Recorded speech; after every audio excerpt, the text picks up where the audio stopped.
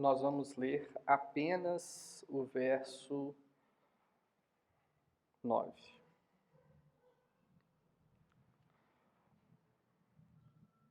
Aí, abaixa um pouquinho, ou então diminui meu retorno aqui. Se tiver ruim aí, muito baixo, tá bom? Para mim tá ótimo agora. Bom, irmãos, Mateus capítulo 5, verso 9. Diz assim a palavra de Deus: Bem-aventurados os pacificadores, porque serão chamados filhos de Deus. Vamos orar. Senhor Deus, nós te bendizemos e te louvamos, Pai. Ó Deus, estamos diante de Ti, convocados pelo Senhor para ouvir a Tua palavra. Ó Deus, te rogamos entendimento, te rogamos o Teu Espírito Santo. Alcança os nossos corações de pedra, Pai, e dá-nos um coração de carne aqui nessa noite hoje. Em nome de Jesus, amém. Irmãos, nós estamos em guerra. Nos anos recentes, temos visto que a realidade da guerra está cada vez mais presente no mundo. Apesar de uma aparente trégua no final do século passado. Por falar no século passado, nós tivemos as chamadas duas grandes guerras neste século. A Primeira Guerra Mundial envolveu quase toda a Europa e alguns países fora dela. Nos campos de guerra europeus, 66 milhões de militares lutaram, cada um pelo seu lado. O resultado desse embate foram 14 milhões de pessoas mortas. Irmãos, eu não consigo entender, eu não consigo ter essa dimensão de 14 milhões de pessoas mortas. Não consigo. Poucos anos depois, a Europa entrou em guerra novamente, agora arrastando mais países pelo globo para os seus campos. Desta feita, os resultados são ainda mais indescritíveis. Se na Primeira Guerra foram 14 milhões, na Segunda Guerra, 70 milhões de pessoas perderam a vida. A gente até tem um calafrio quando ouve isso, né? Não há o que fazer diante desses números. De forma inacreditavelmente covarde, milhões de judeus foram mortos em câmaras de gás, sufocados com veneno. Nesta ocasião, a ONU decidiu pela criação do Estado de Israel, dando aos judeus uma terra específica, algo que eles não tinham desde o ano 70 depois de Cristo, com a destruição e invasão de Israel. Durante a pandemia, vimos a escalada da guerra da Ucrânia, em que soldados estão se enfrentando todo dia, agora mesmo. Nos últimos dias, temos visto as novas notícias sobre a guerra entre Israel e o grupo terrorista Hamas. É o assunto do momento. Se você ligar a televisão, vai estar falando disso. Parecia que o mundo estava mais pacificado, mas só parecia. O interessante sobre isso é que o assunto da paz parece estar no seu auge agora em 2023. Você pode verificar isso apenas por observar os adesivos que estão nas traseiras dos carros. Desde promova a paz, paz, o caminho correto, gentileza gera gentileza, desenhos que simbolizam a paz, frases pacifistas. Os adesivos em nossos carros proclamam a nossa política de paz. Veja que inconsistência da nossa sociedade, da nossa geração. Vivemos num mundo cheio de guerras, vivemos num mundo cheio de levantes, de ataques terroristas, de conflitos. E todos, desde rainhas a motoristas de carro, parecem anelar por paz entre os indivíduos, as comunidades e os governos. O mundo é inconsistente, ele é falso. Ou seja, os que dizem paz e amor são os mesmos que instigam e sustentam contendas e conflitos nas famílias, nas igrejas, nas escolas, nos negócios e nas nações. Se todos fossem interessados na paz, tomaríamos mais iniciativas para baixar as armas, tanto as armas físicas quanto as armas metafóricas, e trabalhar em direção em resolver os nossos problemas. Não é isso que se espera de uma sociedade em paz? No entanto, até os mais gentis entre nós aqui se irritam por alguma coisa, quer sejam pequenas ofensas no supermercado, quer sejam os grandes problemas globais que ameaçam a segurança de nós, do nosso país, da nossa sociedade. Justiça e paz parecem estar sempre em inimizade recíproca e as soluções parecem muito complexas. E colamos adesivos em nossos carros para dizer, como por sinal, aos outros que eles deveriam, pelo menos, parar de nos incomodar e tentar fazer o que é certo. Algumas pessoas acham que todos nós estaríamos em melhores condições se ninguém fizesse confusão. Se todos apenas ficassem calmos, se todos relaxassem e, como último recurso, fizessem aqueles protestos sentados. Outros acham que a solução está em matar todos os inimigos e transformarmos as suas comunidades em áreas de estacionamento. Mas ambas as maneiras presumem que podemos realizar a paz por meio de nossos próprios esforços. Eu sou tão quieto e calmo que jamais alguém brigaria comigo. Ninguém mexe com um país que tem armas nucleares.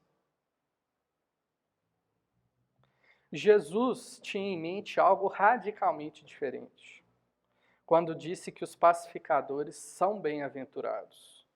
Jesus fez a paz, mas não por meio de timidez ou de petulância. E aqueles com quem ele estabeleceu a paz fazem a mesma obra por meio do poder do Evangelho. Podemos ser, por natureza, apáticos ou militantes, mas aqueles que Jesus torna seus irmãos e irmãs se assemelham ao seu irmão mais velho, Jesus. Nós devemos, para ser pacificadores, promover a paz, reconciliando pecadores para com Deus. O primeiro ponto do nosso sermão é a primeira parte do verso. Bem-aventurados os pacificadores. Muitos judeus antigos, judeus da época de Jesus, pensavam que precisavam fazer a paz por meio da guerra. E muitas dessas pessoas que seguiram a Jesus esperavam que Jesus fosse o general, Jesus fosse o líder dessa guerra. Essas pessoas sabiam que fazer a paz placidamente, fazer a paz só em discurso, não funcionava. Por isso, a revolta armada parecia ser a única maneira de eliminar a impiedade e a opressão. De fato, muitos imaginavam que a paz final viria para o povo de Deus por meio de uma grande guerra entre judeus e gentios, no fim do mundo. Os judeus queriam que isso acontecesse logo, agora. Quando você tem sido oprimido, tem sido marginalizado, tem sido maltratado e tem sido desprezado, quando a sua sensibilidade religiosa tem sido pisoteada constantemente, sua habilidade de governar frustrada por meio de assassinos políticos, por meio de terroristas tão piores quanto o Hamas, quando o seu dinheiro tem sido roubado pelo sistema de impostos romanos, um sistema injusto de coleta de impostos, você começa a pensar que não tem escolha, a não ser pegar as armas e se levantar. Não é surpreendente de forma alguma que os judeus da época de Jesus esperavam por guerra. Não era. Ainda hoje, lutar parece ser o caminho mais rápido para satisfazer nossos desejos individuais e nacionais. E, irmãos, às vezes funciona. Pelo menos para aqueles que são mais fortes do que os seus oponentes.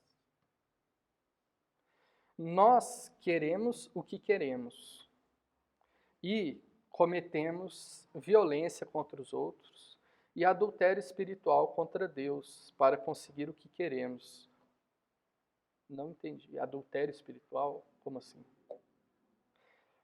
Quando outras pessoas, ou instituições, ou nações se tornam obstáculos para o que eu quero, para eu conseguir o que eu quero, aquilo porque vivo, aquilo porque eu anseio, mais do que o Senhor, eu luto. O que eu quero, o que nós desejamos é o nosso Deus. Eu desconheço, eu desobedeço ao Deus verdadeiro porque eu vou seguir outro Deus.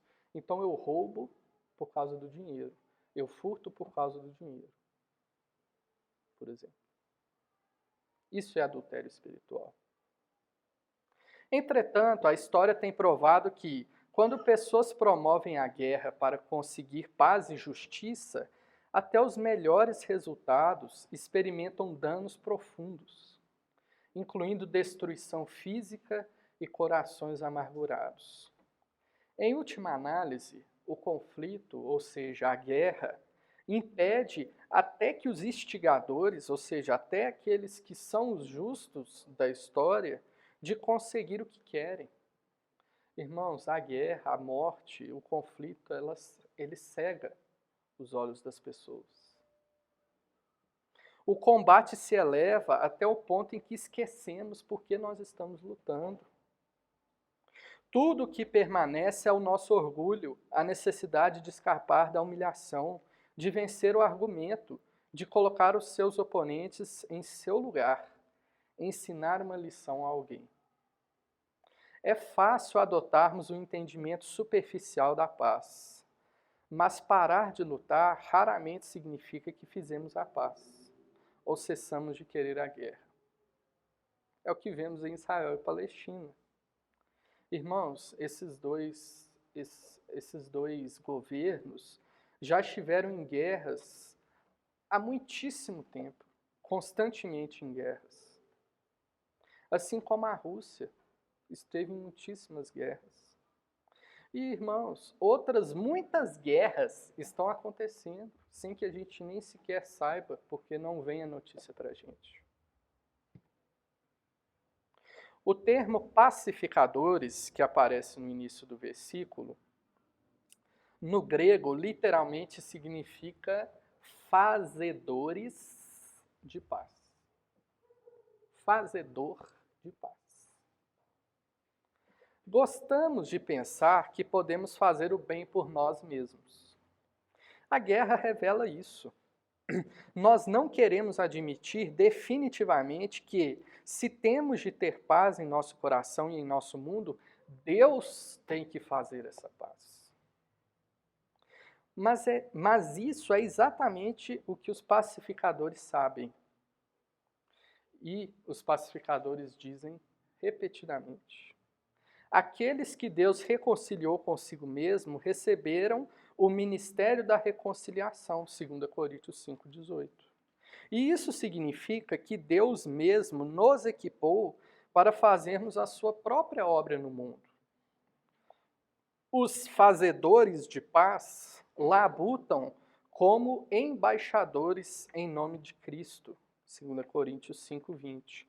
Rogando, pedindo aos outros que estejam em paz com Deus. E esse trabalho, esse labor, é um milagre cheio de graça, porque como alguém que é naturalmente orientado para autoconfiança, para autodeterminação, com um ego inflado, pode admitir realmente que é desesperado por Deus? Como ele pode admitir que sem a obra da graça de Deus, ele não subsistirá? Como? Isso é um milagre. Portanto, uma coisa é falarmos sobre paz. Uma outra coisa bem diferente disso é fazermos a verdadeira paz. Diferentemente de ser um amante da paz ou um mantenedor da paz, ser um pacificador, ser um fazedor de paz, como Jesus diz, significa fazer um trabalho quase impossível, incômodo, e que vai custar muito para você mesmo. Se você se envolve nesse tipo de trabalho meticuloso, humilhante e perigoso, corre o risco de ser mal compreendido, corre o risco de ser difamado, corre o risco de ser transformado em inimigo por aqueles que você procura reconciliar. No entanto, o pacificador tem um espírito que se deleita, que se alegra em acalmar situações problemáticas. Irmãos, o pacificador, ele almeja, ele deseja corrigir problemas. Ele procura restaurar cordialmente as relações. Ele procura lidar com as pessoas de forma pacífica. Ele procura remover dificuldades. Ele procura neutralizar e silenciar as asperezas. O pacificador considera um prazer realizar um dos mais árduos trabalhos do mundo. Você já tentou se colocar no meio de duas pessoas inimigas? Duas pessoas que brigam? Por um momento, não precisa ser aqui da igreja. Esqueça igrejas, escolas, famílias e nações e considere o quão difícil é ajudar dois simples indivíduos, duas pessoas que estão em conflito a fazerem as pazes um com os outros, um com o outro. Eu, por exemplo, em meu trabalho, eu já tive várias situações como essa. Eu lembro que uma vez a gente realizou um serviço e o cliente alegou que não foi isso que a gente tinha combinado. Resultado, ele não pagou. Nós só conseguimos resolver o problema na justiça. Só assim. Na tentativa de mediar o conflito, as pessoas se voltam contra você. Aconteceu comigo. Eu estava tentando uma solução que não envolvesse a guerra, não envolvesse a guerra na justiça. Mas não foi possível. Foram tentativas de paz que se tornaram horríveis. Os pacificadores devem esperar esses tipos de reações no seu trabalho. Espere esse tipo de coisa no seu trabalho. Às vezes pensamos nos pacificadores como pessoas que simplesmente não criam problemas, que evitam brigas, que toleram o caos e a divisão. Como se fazer a paz fosse simplesmente evitar conflitos. Em vez disso, o que os pacificadores fazem é buscar oportunidades para ajudar ativamente pessoas e instituições a se reconciliarem para o bem comum. Que bem comum? Para que Deus seja glorificado. Essa realidade mostra que os adesivos de carro, que o Paz e Amor, eles são totalmente idealísticos, é uma coisa das ideias. São banais, eles são, no fim das contas, cínicos, porque estão falando falsidades. Não estou aqui negando que todos nós gostamos da ideia de acabar com as guerras, de ver as famílias sem conflitos e felizes, acabar com os racismos na nossa sociedade. Mas os verdadeiros pacificadores trabalham e são parceiros com o Espírito Santo na obra da reconciliação. Eles usam toda a sua pobreza de espírito, o seu chorar, a sua mansidão, a sua fome e sede, a sua misericórdia e a sua pureza. E literalmente fazem a paz. São fazedores de paz. Assim, a coesão de todas as bem-aventuranças nos ensina que os pacificadores são mais do que pessoas que simplesmente fazem a paz. Para ser um verdadeiro pacificador, você precisa ter o perfil completo do cristão. Você precisa incorporar o que Deus diz em sua Escritura, totalmente, não só parte. Seguindo pelas bem-aventuranças, verso 3, os pacificadores não são orgulhosos, eles são pobres de espírito. Ou seja, os pacificadores reconhecem a sua incompetência. Eles reconhecem que dependem alegremente de Deus para tudo, todas as coisas. Os pacificadores, verso 4, não são indiferentes com o seu próprio pecado. Os pacificadores são conscientes de quão desamparados e arruinados nós somos por causa do nosso pecado. Os pacificadores, verso 5, não veem a si mesmos como os melhores do que os outros. Os pacificadores são mansos. Verso 6. Os pacificadores abandonaram a sua busca pessoal por justiça. Eles têm fome da justiça de Deus. Os pacificadores, verso 7, perdoam pessoas culpadas e atuam com piedade que sentem por pessoas esmagadas. Elas se envolvem na bagunça do mundo por causa da grande misericórdia de Deus no seu Evangelho.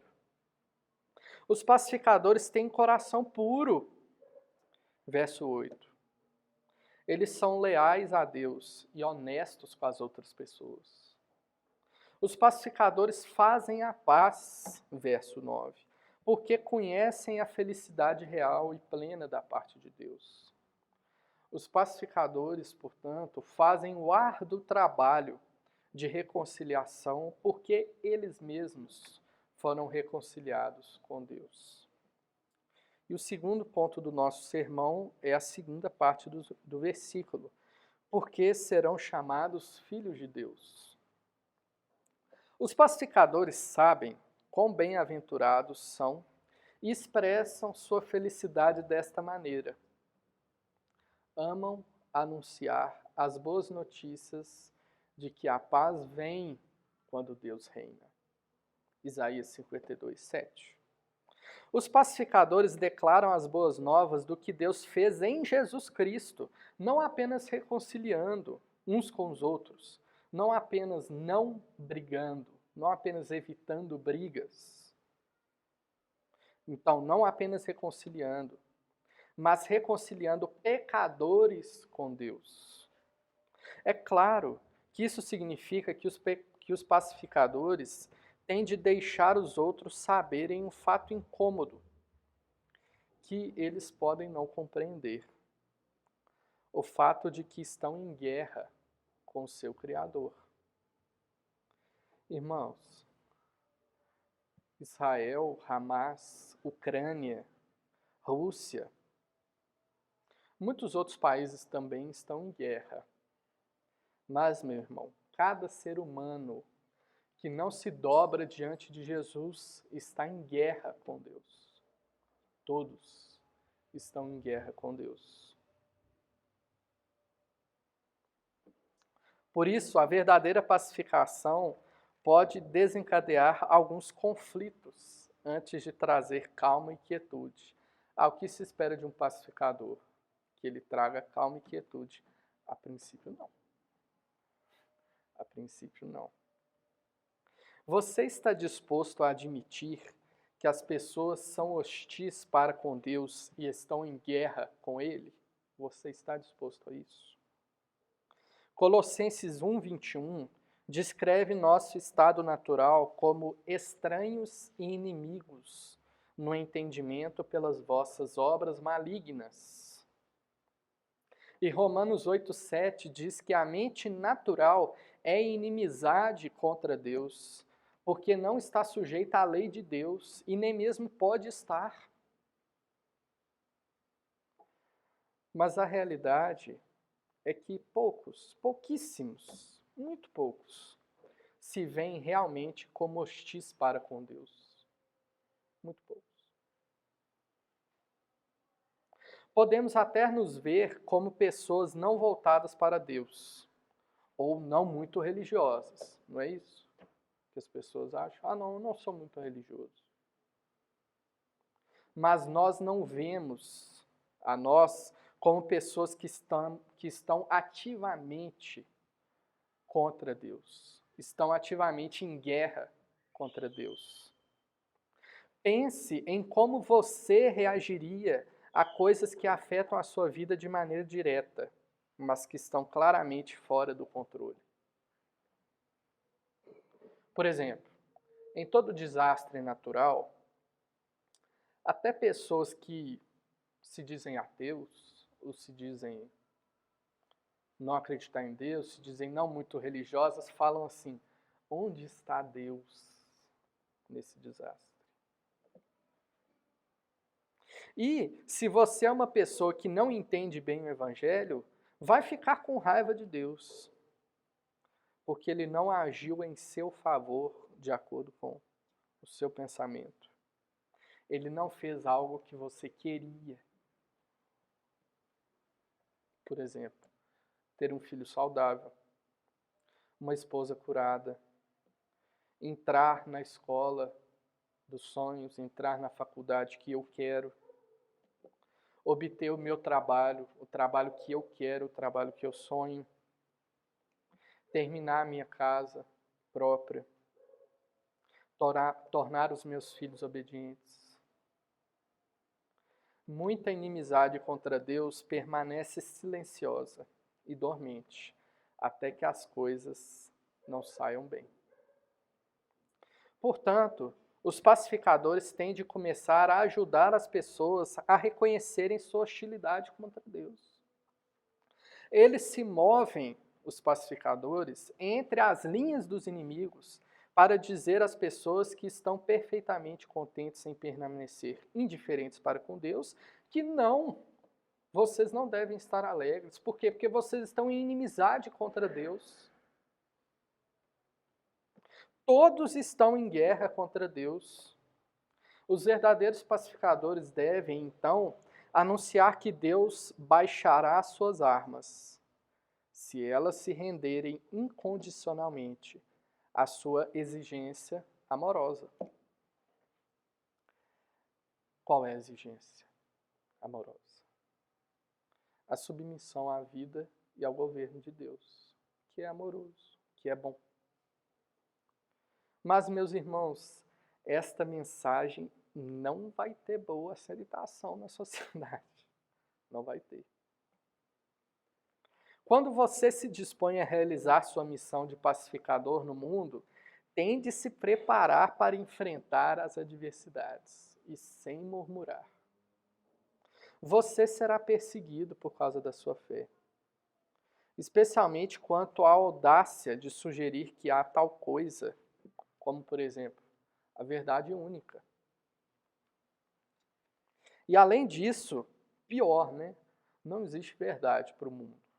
Agora, existe verdade única. Pior ainda, essa verdade se acha somente em Jesus Cristo. E todas as pessoas se devem submeter à autoridade de Jesus como seu único rei e salvador. Irmãos, que escândalo é esse para o mundo?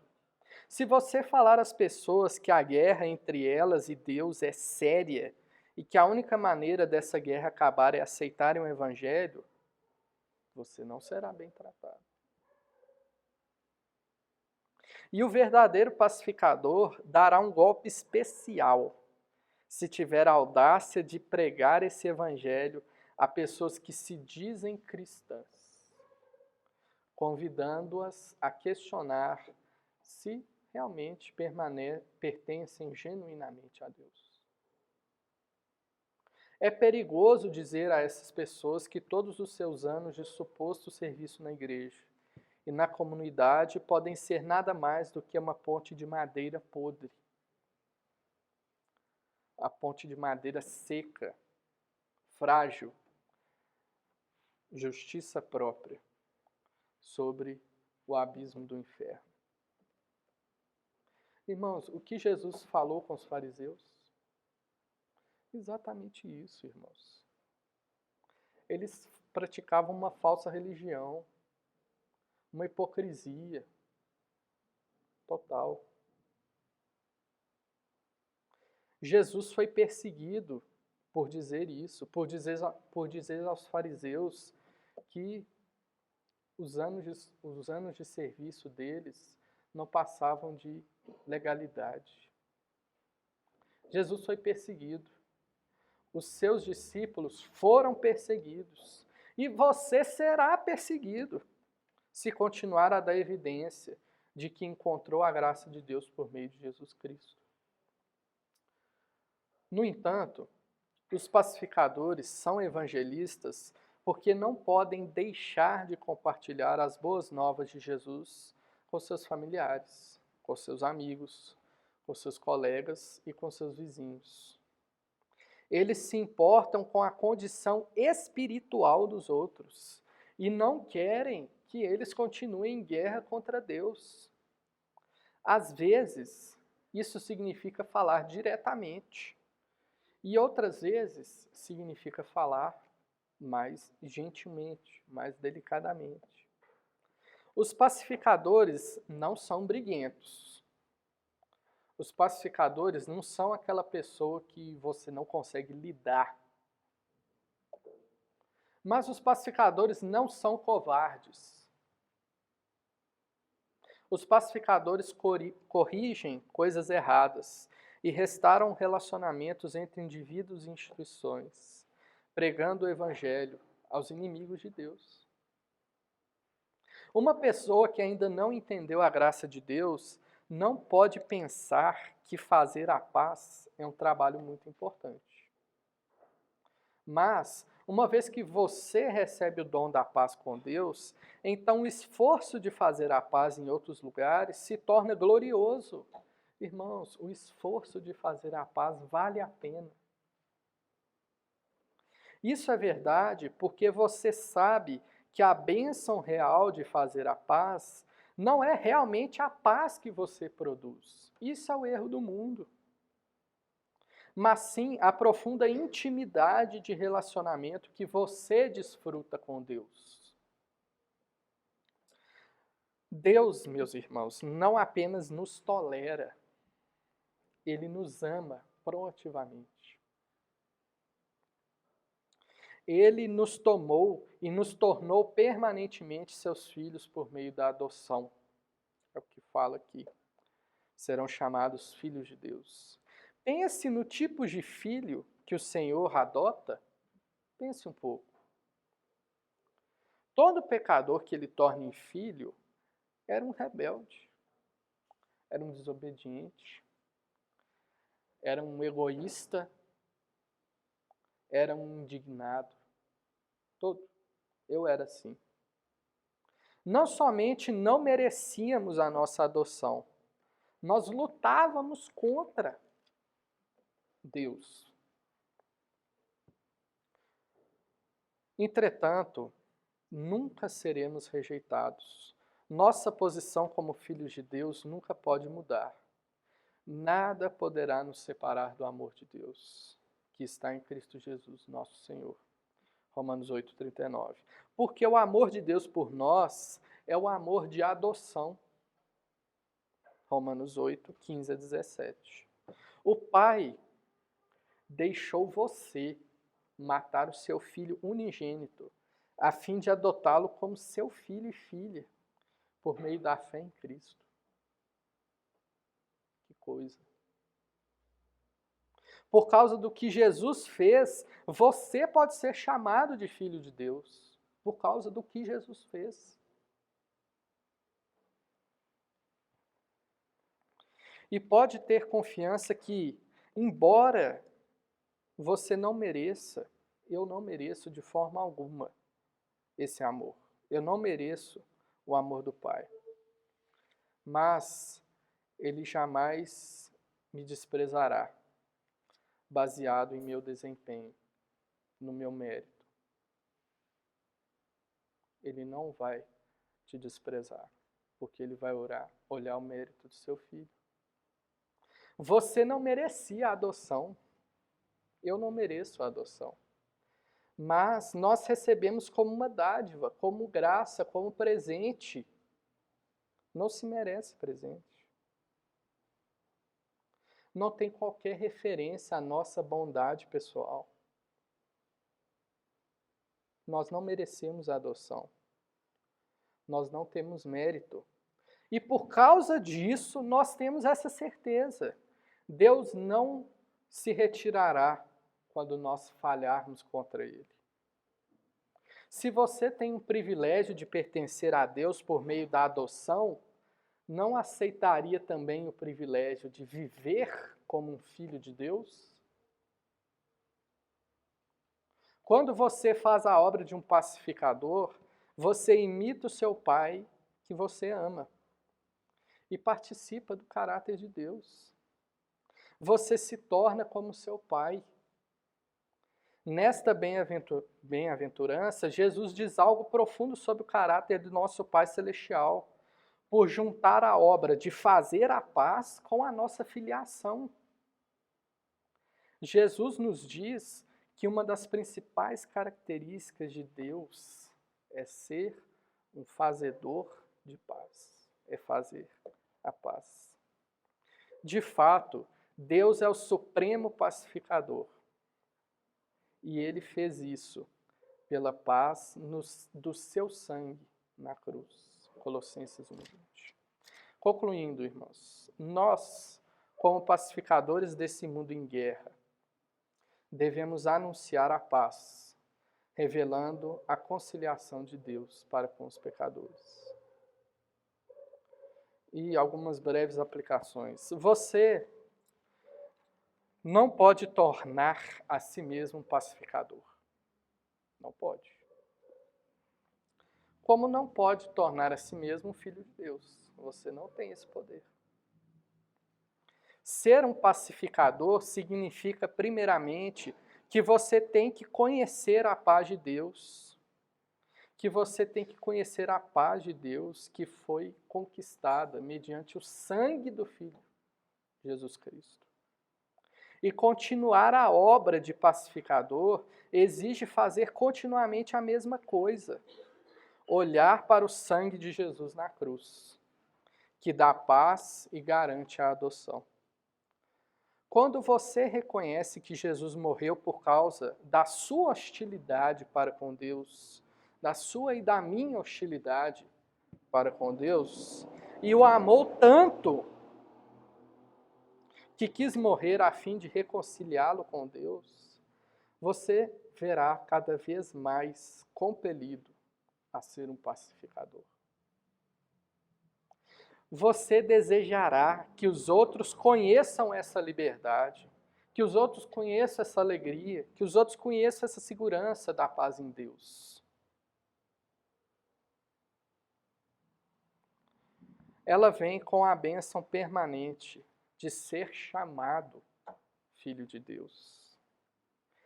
Irmão, pergunte a você mesmo se você já é um pacificador.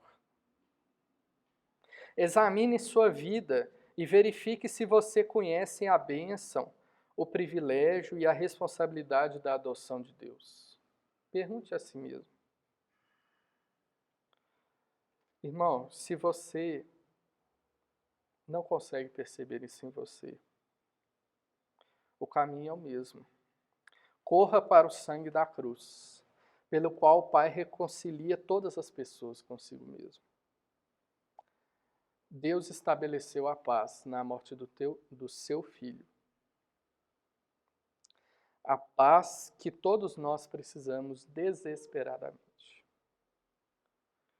E depois que você descansar na paz, no sacrifício de Cristo, comece a trabalhar. O seu Pai Celestial está fazendo a obra da paz. E você não vai fazer parte do exército da guerra, mas vai fazer parte do exército da paz. De espalhar o reino de Deus, não só aqui, mas nos confins da terra. Vamos orar? Senhor Deus, grandioso és tu e muito digno de ser louvado.